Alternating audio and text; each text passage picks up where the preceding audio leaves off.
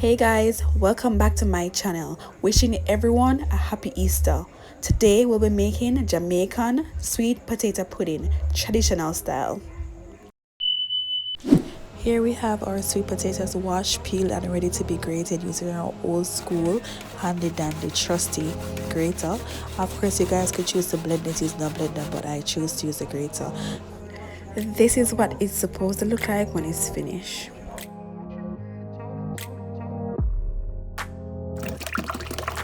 So afterwards we grated a huge coconut as well, and we then added some water to it to extract the juice or to extract the milk from the coconut.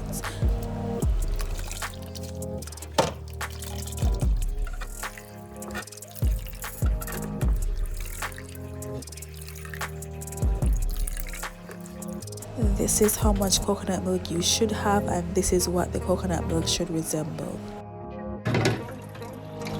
You can always add more water to the coconut trash, redo the entire process, and you get more coconut milk. Next, you're going to add about 1 cup of cornmeal to the potato.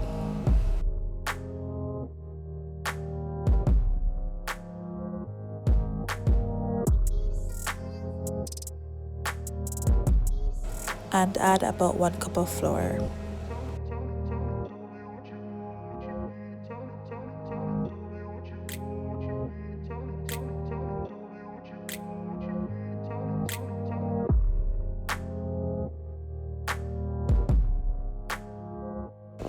Then you're going to try your best to combine all the dry ingredients with the sweet potato.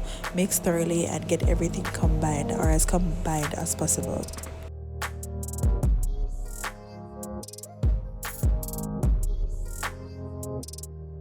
Okay, so now we're going to be adding our spices. So you can add about 2 tablespoons of cinnamon powder and 2 tablespoons or 1.5 tablespoons of nutmeg.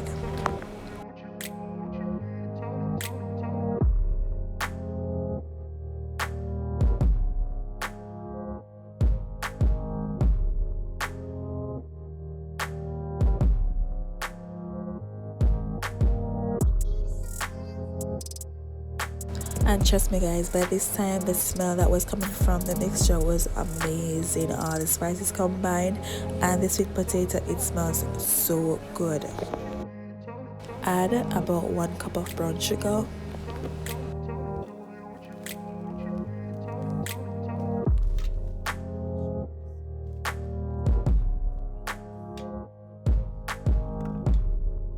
Then you can just add 2 tablespoons of salt.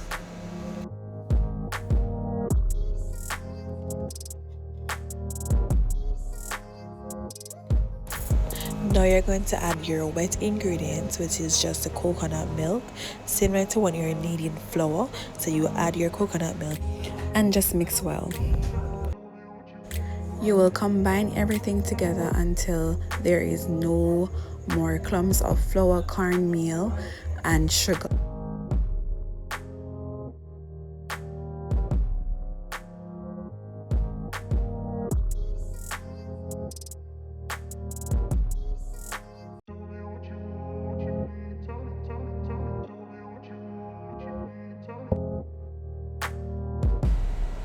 If your batter still looks this thick and it's very hard to mix, that means that you need more wet ingredients.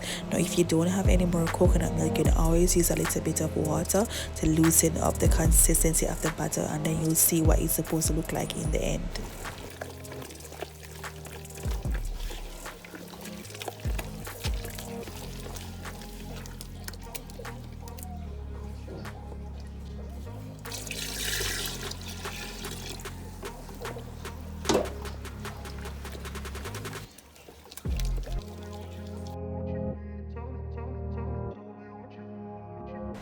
Okay, so look closely. This is the consistency that your potato pudding batter should have. This is how it should look. Bear in mind that if your batter for some reason is too runny, then you can always add a little bit more flour, but be careful. And if your batter is too thick, you can also add more water until it's the right consistency. We added about 1.5 tablespoons of rose almond extract. In my experience, I would say you could use whatever spices or liquid extract such as vanilla that you normally use in your porridges, such as your caramel porridge or your oats porridge. The flavors will blend with the sweet potato nicely, just the same. Add 2 tablespoons of vanilla. Again guys, just mix everything in, mix it well, combine everything together.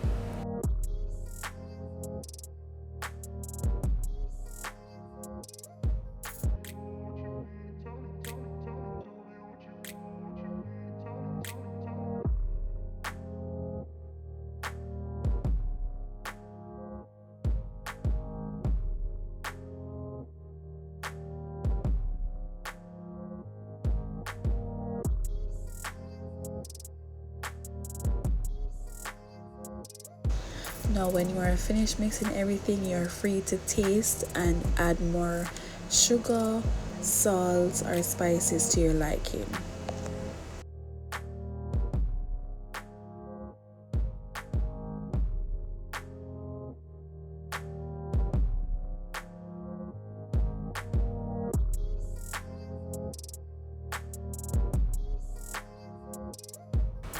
In this case, we choose to add a little bit more sugar and a little bit more flour. The flour was added because the consistency of the batter was a little bit too runny or watery. As you can see, it thickened up a bit and that consistency was perfect.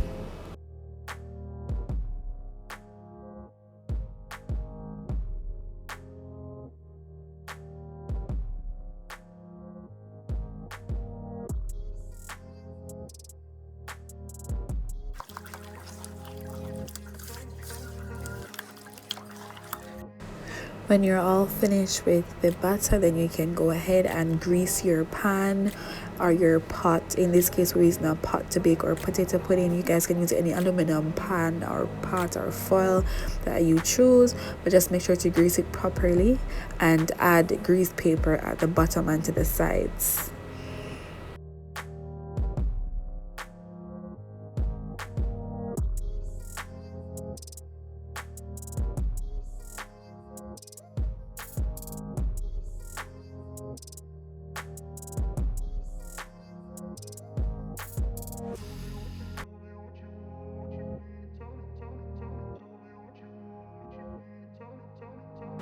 So now here's the best part. You can pour your butter into your pan. Guys, look at that consistency, look at that color, look at those potato pieces inside the butter. It just smells amazing.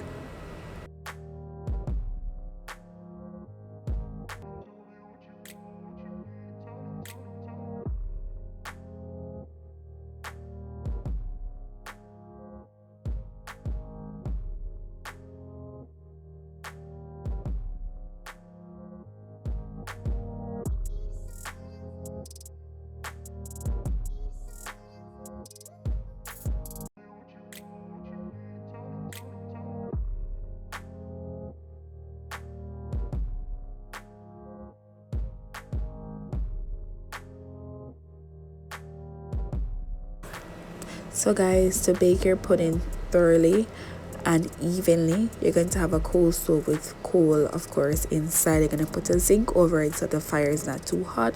You're going to put your pot on it, and then you're going to put the other zinc with coal on top of that pot so that you can get that nice evenly baked potato pudding all throughout. The potato pudding took roughly 2 hours to bake. As you can see, it has a creamy custard on top, a little burn here and there, and a little ashes. That's completely fine. That's from having the fire being placed on top of it. Now this is the end product. I hope you like what you see. Please let me know if you have tried this recipe and let me know how it comes out and how it tastes. Oh, and don't forget to remove your grease papers from the bottom of the pudding, and then you can enjoy.